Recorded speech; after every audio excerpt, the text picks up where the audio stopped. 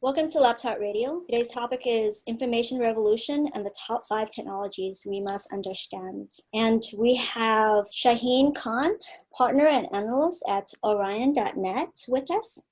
Hello, Shahin. How are you? Hey, Michelle, how are you doing? Good to talk to you finally. Yeah, where are you now? I'm in Silicon Valley. I'm sitting in Menlo Park, not so far away from you, as I understand. Really, really close. Thank you Yeah. for the chocolate that you sent to me. Oh, that's right. It's so funny because I went to Japan. I bought a whole bunch of them. Right. So this is a story from a couple of years ago now, Yes, it was where the green tea it was a chocolate. green Kit Kat. Yes, yes. I was talking about that on Facebook because I don't think we have it at that time. And then I don't No, know it's how still you hard to get it. get. How do you even get that? Well, I was in the office and I was working with a company, and somebody had just come back from Japan and brought a bunch. So they were just sitting in the little coffee place that we have. Awesome. And I said, "Oh, I think I can grab a couple." Yeah, So and I then did. yeah, and then last year I went to the DEF CON in Japan. Uh-huh. Or I just bought a bunch of them. It was so Y- good. Oh, they have stuff there that nobody else does. They It's really get awesome. it.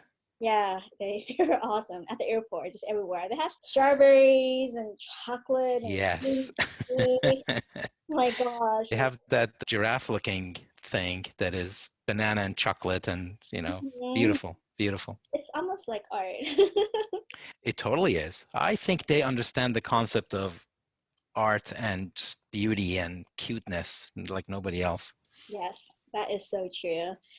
So, Shaheen, tell us your story. Tell us our story. Okay, as you mentioned, I am a partner analyst in a little consulting firm called OrionX. That's ORIONX.net. That's our website. So you can go there and check out everything that we do. Basically, like you said, we try to keep track of information revolution. Mhm. It manifests itself as digital transformation and all the technologies that drive it. I wanted to go into the Industrial Revolution and then transition into the Information Revolution because I think it's really important. What about the Industrial Revolution that you love? Well, I think these revolutions, every time they happen, they solve a certain number of problems Mhm. and they basically create a certain number of problems that tease them up for the next revolution. So our worldview and our basically taxonomy is that we went from hunter-gatherer to agricultural society, which was the first revolution, and that led to the agricultural economy. It had significant impact on social economic model. We went from hunting to farming. We had to deal with all the realities of that. Then industrial revolution came a good while later. You had a good couple of thousand years of getting used to all that change. Then we had manufacturing economy. We didn't leave agriculture behind. We made it mechanized agriculture. Mhm. And then we went from a rural society to cities. We kind of started going from predictability, which was part of agricultural revolution, to automation, but automating the muscle, the action. Mhm. And it led to the jobs that we have now, to the money that we have now, and that's a segue into cryptocurrencies. And of course, it's also creating the climate challenge that we now have. Yeah, I remember that there's also a great migration where people are moving from farms to cities in different ways. It also have impact on different regions. It The does. south is going to the north, they're moving to the west. And then there's also labor conditions where Hmm. people are working, there were child labor, there were people working long hours. And then it Yeah, also terrible. created a Yeah. whole middle class, which is really different. And then they're looking at metrics where farmers, I guess they count stuff. It changes the way that we work to some extent. It absolutely does. There was no notion of a 9 to 5 job Hmm. before industrial revolution. It was more of a get up at the crack of dawn in the season when you needed to do it because you just had to get a whole lot of stuff done or you were not going to eat 6 months later. Hmm. And yeah, And then people were also having a lot of offspring because those are workers. that's exactly. So the team was the family. The team Mhm. was not the company. Mhm. And with industrial revolution, the team became the company. You're Mhm. right on. Mhm. Yeah, I used to teach history. So everything I remember about, What have you not done, Michelle? well, I was teaching AP. No, I love your breath, as I was saying to you in the pre-show and on And Facebook. Yeah, it was a lot of fun. absolutely. No, that's brilliant. The point, as you're kind of indicating, is that when these revolutions happen, Mhm, what they change is everything. They don't just change one thing. Usually, by the way, the first thing they change is wars, mhm, right? Because you come up with tools that you can use that the other guy doesn't have yet. And that kind of a technological evolution helps you in wars and actually changes fortunes of civilizations because of it. But like you said, it changes the meaning of work, the meaning of money, the kind of laws that you have, the kind of health and healthcare that you need. mhm, It changes art, like you said, in the migration of rural to cities. If you look at 17th, 18th, 19th century art in Europe, you mhm, can see it. You can see the boy standing in the field, minding the flock with a background of a city with smokestacks coming out of it. And it also impacts spirituality even, because the nature of your relationships with people change. So it changes everything. And what is interesting to me is that there's a good period, a good long period, where the complexity of the new order exceeds your competence. You are still living in the old ways and the new stuff is coming, and just kind of transitioning to it is really difficult. mhm. Yeah, it kind of reminded me of Shanghai for some reason. I remember visiting Shanghai like about a decade or 2 decades ago. I've seen a person riding a bike carrying a bunch of bricks. Mm-hmm. Yeah, you have the buildings. I think Asia has changed tremendously over the last 10 years because it just the bridge of the new world and the old world, you could kind of see that just by walking in the street. But with wars, we have a lot of women working because of the war, because we need labor, and that changes functions and different values, which I wanted to get into because I think before the Renaissance period, I think you have status because of which family you're born into. Mm-hmm. And then during the Renaissance, really you're married. Mm-hmm. And I think now it just seems like which company you work at.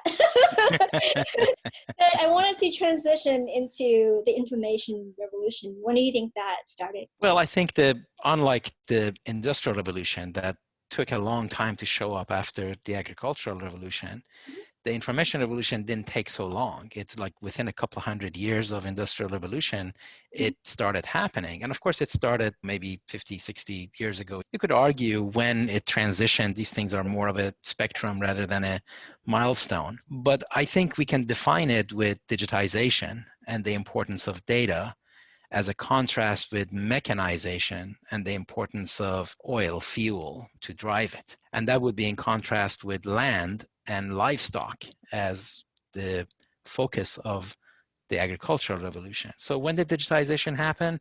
Well, soon after digital computers came about and probably gathered steam with the microchip. So we look at microchip as the enabler of the information revolution, the digital world that we live in, and the data economy that is starting to be visible, but it's very early days. So I remember when I got a postcard when I was a kid from Bill Gates that says I can have my own personal computer. Right, And then later on, I have an Apple, one of these boxy. It's called the Apple Classic. right. That's when I drew with it digitally. I actually Uh-huh. created my first comic. Mac Paint. Yes, on the Classic or using the Classic. It's awesome. And Yeah, very then much. we have gone a long way. And of course, I used to work at Samsung, which makes chips. And there seems to be a convergence of different technology that make this happen. Can you elaborate a little bit on these conversions that make things more faster, cheaper, Yes, to accelerate business and yes, not yes, just technology? yes, exactly. And I think what is interesting is that it's a confluence of various technologies that build on top of each other. And that's one reason why this time it's happening way faster than it did before, Mhm. because everything you build can leverage what you've done before. Of course, it also poses a question socially about haves and have-nots and the digital divide and things like that are very important. But if you look at data as the new oil, as some people like to say, you have to extract the data You have to interpret it and you have to process it. The extraction really leads us to IoT, Internet of Things, and 5G as an example of the communication technologies that are reducing the distance, as I called kind of the black hole of communication. Mhm. The interpretation of data leads us to high performance computing, analytics, artificial intelligence, and the processing of data really ends up being IT, information technology data centers, that is towards commerce, towards command, towards governance. And then the commerce part of it, of course, has to do with money, value, how you assign value, how you transfer value. And basically those become the trends that we think are important to track Mhm. if you want to keep on top of information revolution. So let's go into these 5 technologies. And then I wanted to add VRAR. I want to add energy, green tech, and fusion to it because I think those are going to be important because of climate change. So let's talk about these. IoT. What is the Internet of Things? Well, the Internet of Things is about data is the new oil. It is about data economy that sits in between atoms that are things and bits that are information, between a digital twin that mimics what you have in a physical thing and a physical twin that reflects what you might have in information.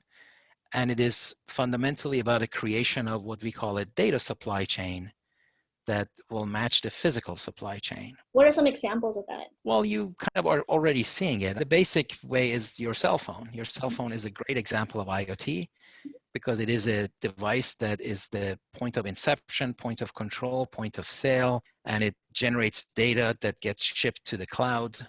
And in the cloud, it gets processed and it gets made sense of, and it is used to then control and provide information and services that are coming back to the phone. Now, when you include like a air conditioner, let's say a smart air conditioner, now you have a device that gets added to that mix. Now you have a phone that you can interact with the air conditioner with, but you can also manually interact with it. And you can also interact with it through the cloud. So that device to mobile to cloud becomes the trio that you need to be able to put your arms around. I love the customizable Internet of Things. For example, if you have a robot AI coffee machine, you can set parameters around what kind of coffee you would like, and it would make that coffee for you. I thought that's really cool. Or Alexa, where it supplements your knowledge based. And then those are examples of IoT. Exactly. And of course, you can look at autonomous cars as yet another example of IoT. The nice thing about IoT is that T is thing and thing is everything. So anything that becomes a little bit smart, a little bit connected, a little bit of it data processing, data gathering is eligible to be part of that. Including drones. And I cannot wait to have my own autonomous car. I think that is so cool. It's sure coming. Yes, this is a really fine self-driving car that doesn't. Now, of course, with your legal background, what we need that we don't quite have yet is the ethical framework for AI that can inform a legal framework for AI. I always have hope. I've seen companies that want to digitalize law or AI in a way. Things that concern me, of course, that concerns a lot of these IoT companies is strict liability. I'm not That's giving right. advice because traditionally, if you have a product and they break, there's the concept of strict liability, which will hold the company liable. And how does that look like with technology and with advanced technology? I think it's just something that's really interesting. It very much is. Yes. Yes. And then let's talk about 5G. And when I see 5G, I think of network, but not just traditional network. I think about gigabyte network. I think about mesh network, just also not just network and how fast information could travel from A to B, but also the depth of how much information you can share as well. Exactly. So 5G is really about everything is connected. It is about reducing distance, as you said. So what is interesting about it is everything that it promises. If you can get bandwidth, and it promises 20 gigabits per second bandwidth. For latency, it promises 1 millisecond latency. For precision, like geolocation precision, you can get to less than a meter without triangulation. In terms of device density, the promise is that it can do 1 million devices per square kilometer. There's also some benefits for the back end, the way the communication is provisioned and bandwidth is allocated and service is assured. So there is some robustness in the back end that is very interesting. Power requirement, it is like 90% less power requirement. And of course, because it is all of the above, it can do 100% coverage, so your calls won't drop as you drive around. The thing, however, is that you can't have all of those at the same time. If you get the high bandwidth, you're probably not going to get the low power. What are some of the challenges? Some of the challenges, well, the first one is that the standards are not quite baked yet. The second is that the use cases that are absolutely in need of 5G are still developing. People talk about telesurgery, for example. Mhm. And that obviously is a very interesting use case, but it's going to be a while before people really submit themselves to a surgeon that is operating on them from across the country. Mhm. The coverage is a challenge because these bands require many more antennas. You're unlikely to get them outside of urban areas. So really a very good use case for 5G actually becomes autonomous cars in an urban area where you could, in principle, imagine a 5G antenna at every traffic light or every 100 meters or so. Yeah. So those are some of them. Yeah, I was working on a digital AI with a team. With all the APIs, the AI is Mm-hmm. using, you can see that the output is a little bit slow. So we're hoping that improvement with these kind of network mesh, network technology could accelerate the speed of it so that it talks like a human at that speed. Right, So I'm right. looking forward to that. And also I think collaboration is going to be really cool with that. So I can be working on a VR project with you, say you live in Japan or something, Right. being on that same server, Mm-hmm. co-creating on that cloud. That would be super awesome with that. Yeah, reduction of distance is definitely there. And as you mentioned, you're implying there are places where 5G can just leapfrog Mhm. Wi-Fi and landline, and you can just go straight. This also, of course, is leading to edge computing, which means different things to different people. But that's a use case that's coming. VR, AR has been mentioned as very much a use case because you need that sort of low latency and immersive data communication. They're all coming. It's unmistakable that it is coming, Yeah, but it's got challenges. And of course, it's got a little bit of a challenge because of the healthcare scares that cause a bunch of conspiracy theories. And that's a challenge, even though it may be unwarranted, it is a challenge. but every technology does. The blue screen on my phone probably kills Yes, my eyes. And the mouse that is flat probably is not good for my hand. So I think it's important that as technologists, we study that, the impact on us as humans and how to prevent that. This is just not health, right? But addiction I and agreed. other challenges that can Hmm. happen. So the next one on my list is AI. AI. Artificial intelligence, something that I really love. It has a dark side, and it also can benefit society. So tell us about AI. What is artificial intelligence? Right.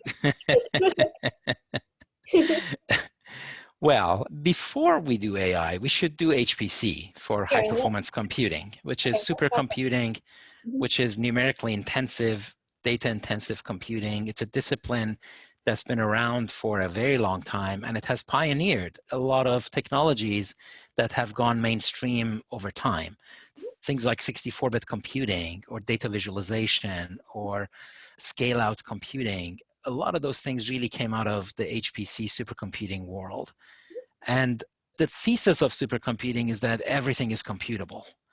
Yeah. That if I have digitization, I have data. If I combine it with IT practices and science, engineering, mathematics, physics, and do some modeling, I can understand nature and predict it better. And in fact, AI really languished for 40, 50 years after expert systems and fuzzy logic and all of those things came out of the MIT labs and Lisp as a programming language. There was a big promise, and then it just sort of didn't pay off. It went away for a long time because it was just so complex. And neural nets were not new. They were existing back in the 90s, but there wasn't enough computational capability to use them. So fast forward to the early part of this past decade, and suddenly deep neural networks started working. Mhm. So now the thesis for AI is that intelligence is computable. Mhm. That when you put AI in terms of intelligence is computable, one thing that you learn quickly is that you need lots and lots and lots of data, a lot more data than you thought to train these things. And you need lots and lots and lots of computing power. So you need supercomputing plus the fountain of data. So it kind of marries in some ways IoT, because IoT is the fountain of data, with supercomputing, which is where all the technologies are coming to do. You combine them together, you now get AI that actually works.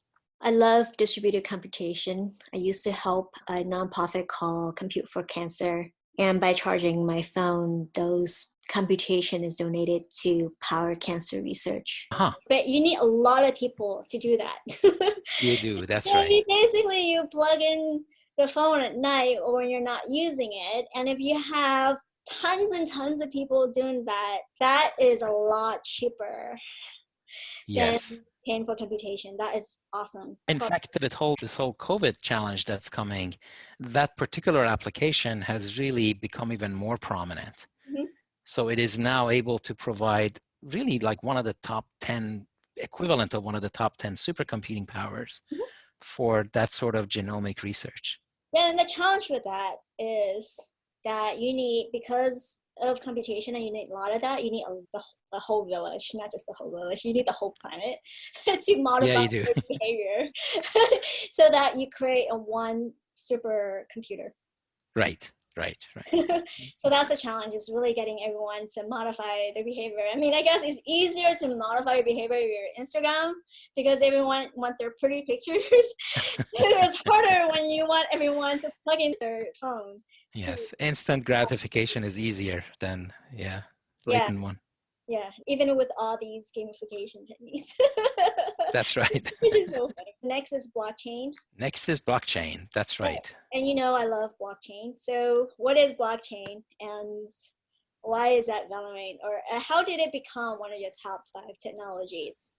Right, right. Well, it did because it is behind a few trends that are important. Mhm. One is that it is behind the assignment, tracking, and transfer of value.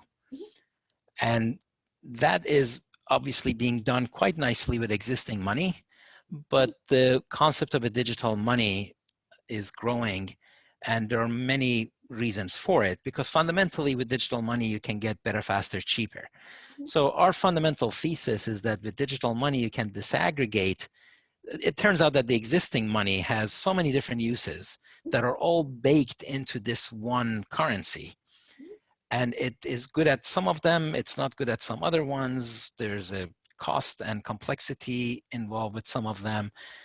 One of the nice things about digitization is that it disaggregates things.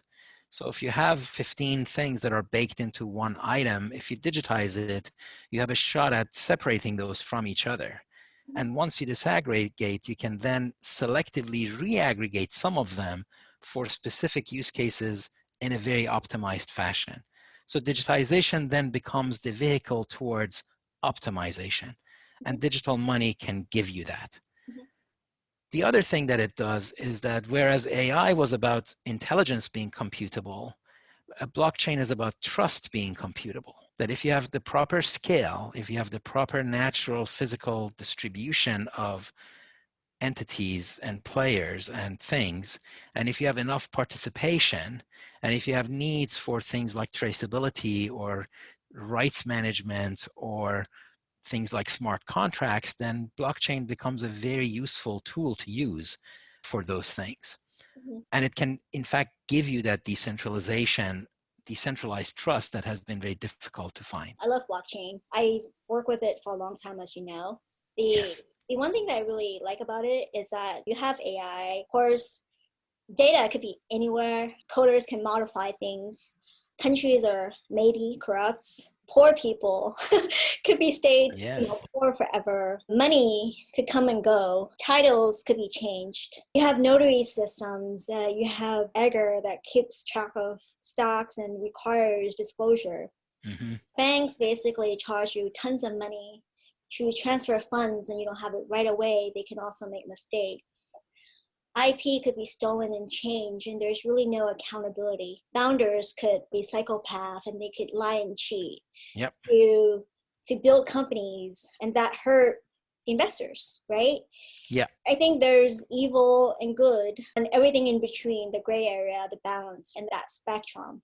So the reason I love blockchain is because you don't need middleman, of course. You need the clearinghouse because it tracks stuff, but it also keeps us accountable, right? Mm-hmm. It's that transparency, that accountability that makes it important. So we just don't want any kind of data. We want quality data. Why do we want quality data? Because how do we analyze data if most of the data has been modified? I think that's an incredibly important point you just raised, and that's the provenance of data, its accuracy, its validity, and blockchain can certainly be a solution in that world. Now, like other use of blockchain, it does require presence, participation, and power, as I call it. So people need to participate and you need enough electricity to run the whole thing. But as a contrast with the traditional centralized trust, which is faith, fees, and fiat, it can be lower price and cost in some ways, but it is risky in other ways. In fact, one of my conclusions of this blockchain thing is that trust really is expensive no matter how you cut it. Mm-hmm. Which the corollary is that if you do have it in your life, cherish it. This is a really gift that you got. I think each one of these technologies have its challenges. How many blockchain developers are out there really now who could operate a node or even know what that is, right? In And fact, in my future worlds, instead of having distributed resolution or even issues run by people that are hired by that company, are they really neutral? Probably not. What if they're decentralized and decided by people that are almost near neutral, probably not 100% neutral? Would that be better? Probably. I think there are some companies that are using that to solve bugs in the computer world or any issues, security hacks and stuff like that. What if they are anonymous, right? And there's some systems to track and reward that. Even major issues today like Facebook, where we are the data and we make $0 unless we yes, buy stock for the company. What are we rewarded for things we post and how engaging we are? Instagram, for the pictures that we post, for the community that we built. Should we earn a percentage? So that's tokenization. that's right. I think it ultimately changes how we live, play, and learn. See, I used to work at Cisco in 1990s, and that's basically their tagline. And then they basically add, I think it changes the way we live, play, and learn and work or something. I think we're seeing the next revolution. And then it basically takes that further, not just with blockchain, but with everything that we spoke about, with IoT, with 5G and all the network stuff, right? With all the computation stuff, with AI. And then next with quantum. So let's talk about quantum. Quantum, yes. Yes. So quantum, of course, is familiar to the blockchain crypto community because of quantum safe cryptography. Because, of course, one of the things that quantum computers were positioned as being good at was factoring large prime numbers, which is part of the security algorithm. So if you could do that fast, you could have a shot at cracking the codes. And of course, that has led for the past probably more than a decade, research on quantum safe cryptography. One of the interesting things is that the bad guys are already accumulating encrypted data in the hopes that someday they might be able to decrypt it and look back N years ago and find some valuable data that can help them, a bit of a back to the future thing. But anywho, quantum computing really is about probability functions, because when you get to the quantum level, it is just probability functions. You don't know exactly where an electron is, but you have a probability function that says this is the area that it is in, and you get all these wave functions that tell you where they might be. Now, what if you could make those probability functions controllable and be able to harness the power of that. All of that has led to various ways of getting atoms and different materials into a quantum state and allow them to get superimposed and entangled and then be able to control it. It's a really difficult problem, but it has become more and more tractable. The joke within quantum computing is that it's an area that is simultaneously overhyped and underestimated. I like quantum because of physics, and I'm looking forward to a future where we don't need wires, where we don't really need to go to a browser to do internet. Huh. I wish to talk to you, mind-to-mind telepathy, Yes. without even fibers that get stuck onto the back of my neck, like Neuralink, or Well, having chips in my body. I want a future where I can turn on and off communication in by thinking constant about way. it. Yes.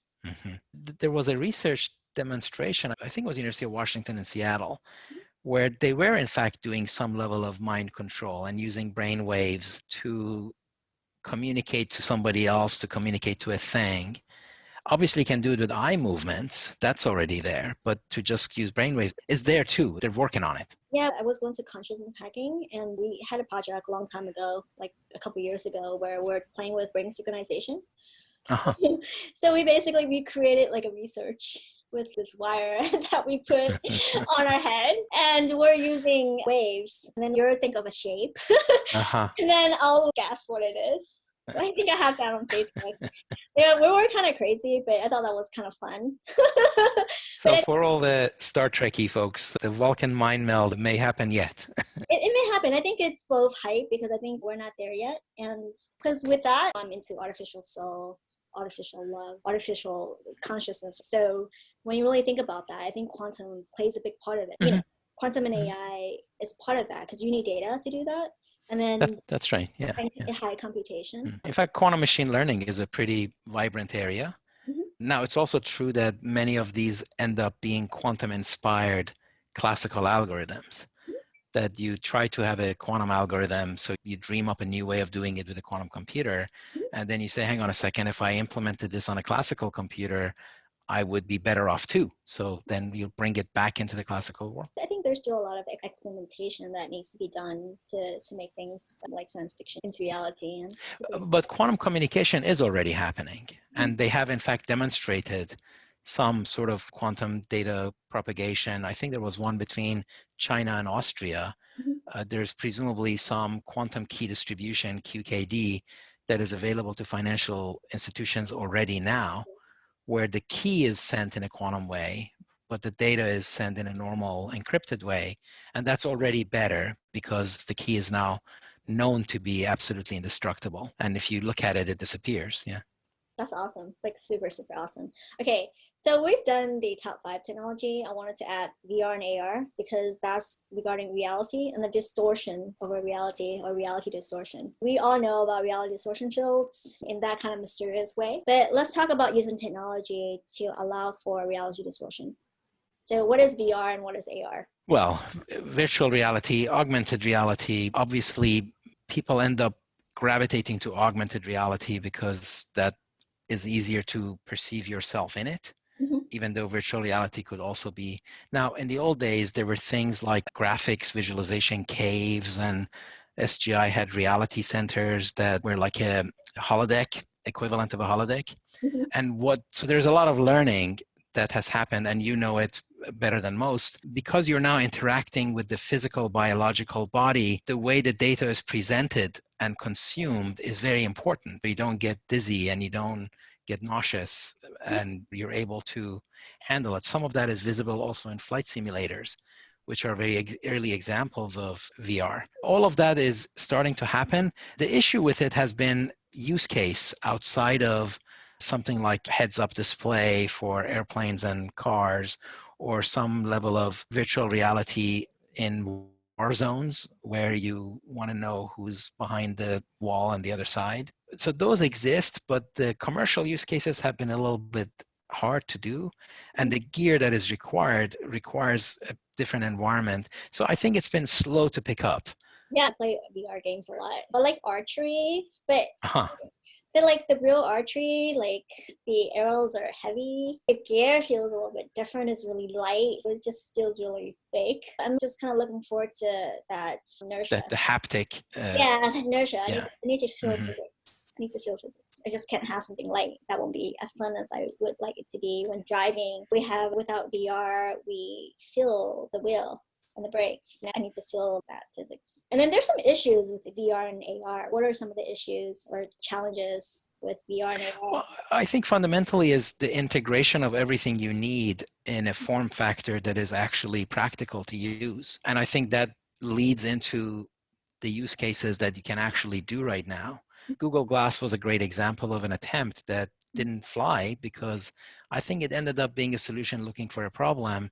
And even though you could come up with some use cases like, the medics that show up on site, but it didn't pan out. I think it was because the use cases aren't quite there yet. Since I do a lot of AR, I just wanted to mention that if you're creating AR, VR, really think about the ethics, because you want to make bigger lips and deformities so that women or teens who cut themselves would basically do it because they don't feel good enough or look pretty enough. I think just something that for us to even think about technology and its impact on society in general. I have two more things. I'm just adding on your top 5 is I have cloud, edge, and storage, because I know we talk about computation. But I think edge, for me, edge, cloud, and storage is kind of like having your own purse. And you know how much I love purses. Before, it would be like one big purse, kind of like you go shopping at IKEA or something. They give you this big blue purse and you put everything in there, right? But now Edge, you can have little purses at different locations, and it kind of offloads stuff. So what is Edge, and why is cloud and storage important? Well, Edge, of course, the first thing about Edge is Edge of what?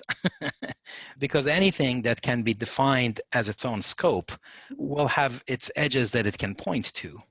If you're sitting inside the data center, the edge of the data center is a very real edge. If you're sitting inside an office, there's an edge of the office. Within the context of IoT, we define it as the far edge, the near edge, and the mobile edge. And those are all 3 manifestations of edge that are really good and valid. But to me, there's another aspect, and that is computational model. That is a distributed, decentralized computational model, where you can count on resources that are far away from you, that you may or may not be able to control. The services that they offer may or may not be either known or predictable or consistent. And how would you create an application that can operate in that environment? So in many ways, it ends up being about that computational model. And within that, then it becomes a question of, when do you move the data and when do you move compute? Is it better to move compute to data, or is it better to move data to compute? And that's basically a function of how much data and how much compute. And 5G is really disrupting that. And then it's really dependent on the project to tailor. So my last one, and I wanted to mention this because of climate change, and I don't really care about the political side of climate change, or I can even call it climate shifts, because I see it in real life. I went to Vegas last year. I drove there on the 26th, and there were actually snow on the freeway from LA to Vegas, and you see snow in the mountains. There's actually no snow on the street, and that has changed. A few days ago, we have orange sky in California, and then we have raining ashes. So fusion is usually a moonshot and clean energy. What is fusion, and what is important about clean energy? Well, I think that, in fact, what you mentioned in climate change is one of the problems that industrial revolution has created, that the information revolution is supposed to solve. Just like the problems that agricultural revolution created that the information revolution solved, maybe after some circuitous routes. But energy continues to be a very important thing. But with the technology, you can now look at solar, you can revisit nuclear, you can revisit even potential, fusion. Of course, when you talk about a fusion lab, the biggest, baddest one is the sun already. And anybody who sat on their sun for 5 minutes knows just how hot it can get. So if we can harness the solar energy better, I think that's already way ahead. There's some hydrogen-based energy that is looking very promising, but then how do you implement that in society as a whole? So I think all of that is coming and it is critical. I do think we still have time to address the climate change. I personally really don't care why a problem exists unless you're going to use that to solve it. But if you have a problem, you better get busy solving it. Yeah, and it seems like we are experiencing that every day here in California.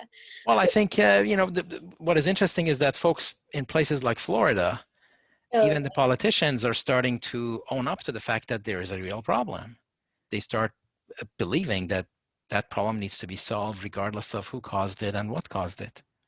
okay, so this is a really hard question. Of all the technologies that we spoke about, what are your top threes? Which one is the most important? Well, we actually have our top 5, so I'm going to start there. So we see a world where IoT is the fountain of data. Mhm. 5G is the way it's going to get communicated. AI is the way it's going to get made sense of. Blockchain and cryptocurrencies is how it's going to get transacted. And technologies like quantum are going to be how you accelerate it.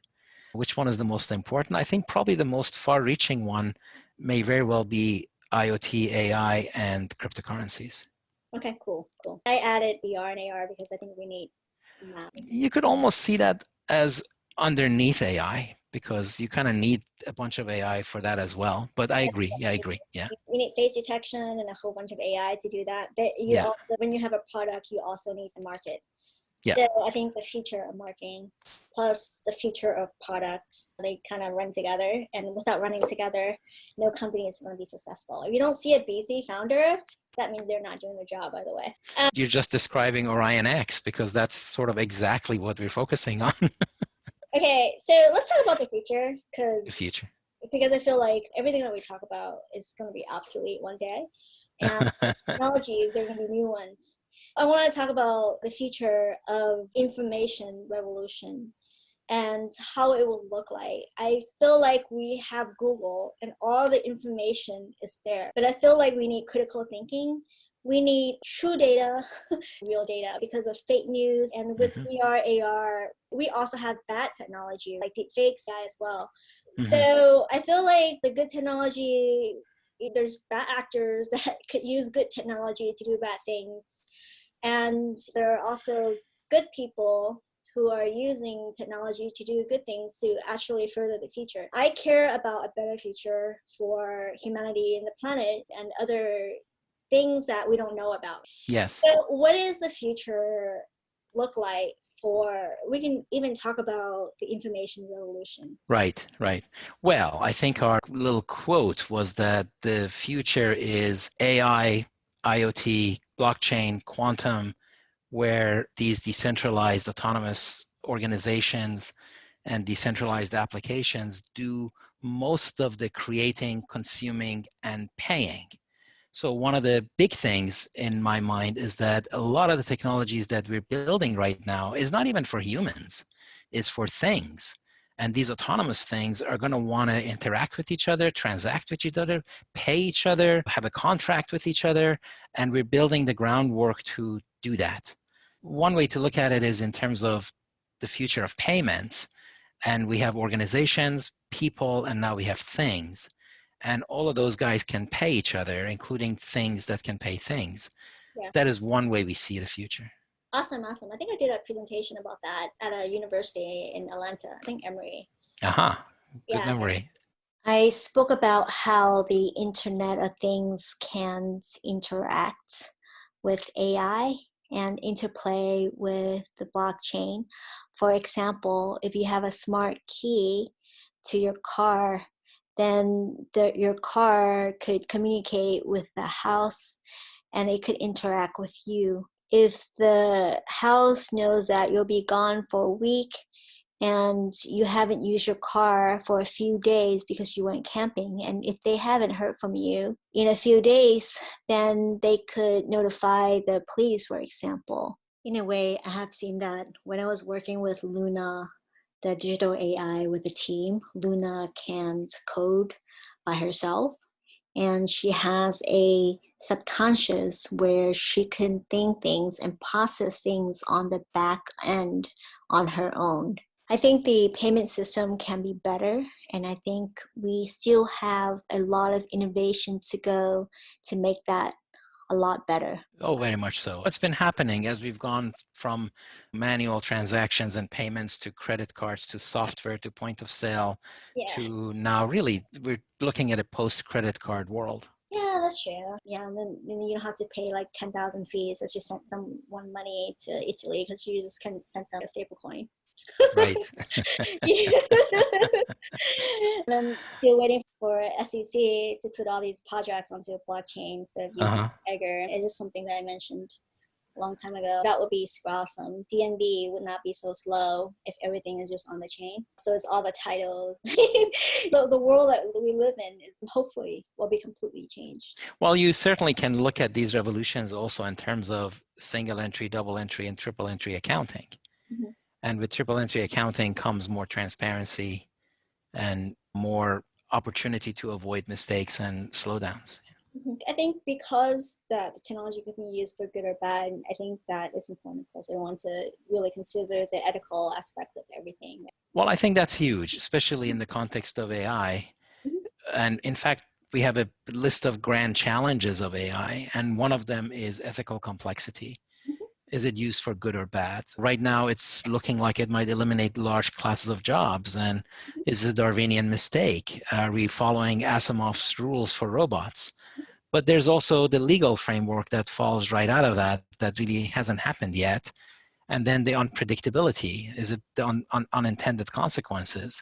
The system complexity that exceeds human competence, let's say. Politicians and lawyers and judges Mm-hmm. understand the technology as well as make laws. Me going to a blockchain conference with a number of lawyers and law students, people were really shaking their head at the time because you basically need to understand a more complex system than normal. But you have to because whatever you're doing right now, whether you're driving an Uber or you're a judge somewhere else or a law clerk at a nonprofit, you're basically are going to touch at one point in your life one or multiple parts of this technology, and you need to That's right. understand it because you're creating that future for everyone. And in order to be responsible and to make ethical legislation and bills and law that impact the whole world, right? Because we're That's right. becoming more global and global. You just need to educate yourself and spend time doing that. Well, There's no way around that. well, you know, we're in a period where everybody should understand it, but we are going to get to a point where people don't need to understand it anymore because it's been abstracted and simplified. Oh, And the analogies with internet show that is that there was a time when you had to really know everything under the hood. Now you just like email and it goes, and you don't have to worry about /host files unless you really want to. yeah, but I think the people, yeah, you do. But at the same time, if you're making laws about the future, you kind of have to understand. Yes, that the legal framework needs to grok it really deeply. Yeah, yeah. And So that is a mandatory thing that must happen the sooner the better. Yeah.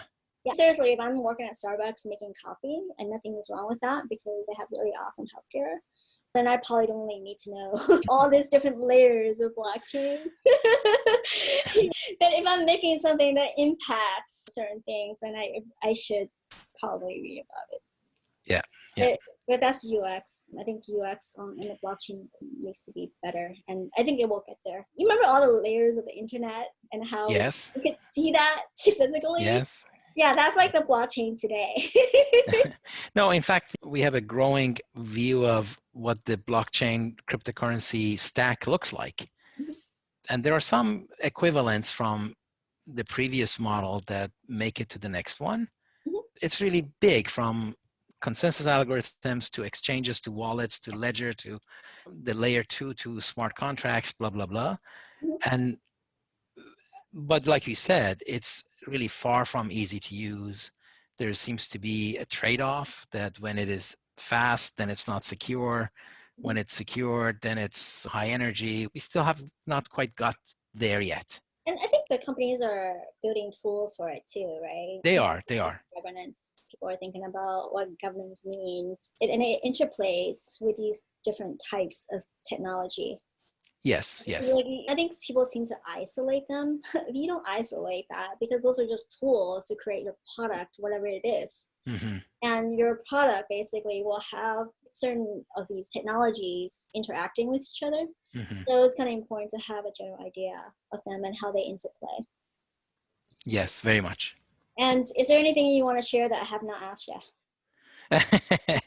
I'm I am grateful to be in conversation. We could go on for a long time, I know, but I think we've covered quite a bit. Yeah. Awesome. And what is that one piece of wisdom that you would like to share with the One community? piece of wisdom. One piece of wisdom is how you manage change.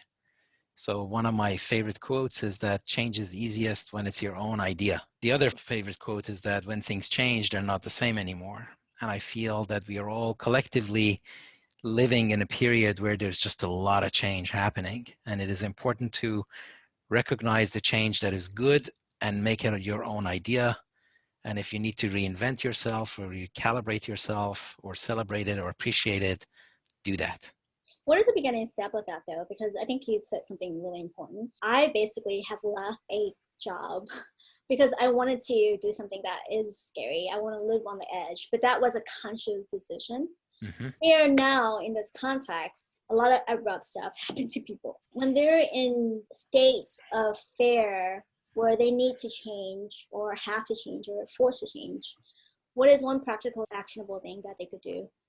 Well, I think change, you could almost build it 2 by 2. I already, in fact, did that. When change is either desirable or undesirable, Mhm. and it's either expected or unexpected. So if it's expected and it's desirable, well, then that's great. Count your lucky stars. The problem really is when it's unexpected and it's undesirable, when it just feels awful. And really, the only way you can deal with awful change that has happened to you in a surprising way, in my opinion, really, one of the only ways to do that is to reinvent yourself. You have to say it's a new world, rules have changed, assumptions checked in, let's take stock of where we are and what we want to do. And that allows you to take control so that you regain control in the midst of change by saying, how am I going to reinvent myself? How am I going to recalibrate myself? And how am I going to take steps that are going to get me to a point where I love what I do and it's exactly what I want? One way you could do that is by splitting your time between what runs the business and what runs your life and what changes your life, so that you consciously separate those two from each other, so that you allocate at least a little bit of time to what changes your life. So awesome. So I think what Shahin talks about is spending some alone time with yourself, detaching your identity with the company that you used to work at, no matter how awesome that company is. And to really think about and look into yourself. There's just really some self-love and self-care there. Mm-hmm. And understand, learn about yourself and what you would like to do and how you would like to contribute or make money because that is your choice. Mm-hmm. And to really understand and embrace your choices. I suggest alone time or being by yourself because people are awesome, your family is awesome, but ultimately it's about you and your livelihood. And I think life is short. So it's really important to really think about how you want to live that life. You could either party or you can kind of go and reflect on those changes. Yep. As there is an information revolution going on right now. Indeed. Okay. Good Thank you, stuff. Shahin. Thank you. Good to see you again. Actually, good to see you for the first time Well, and that's talk fine. to I you. know. That's right. Amazing. Yes. All right. So delighted. Thank you. Bye. Okay, bye-bye.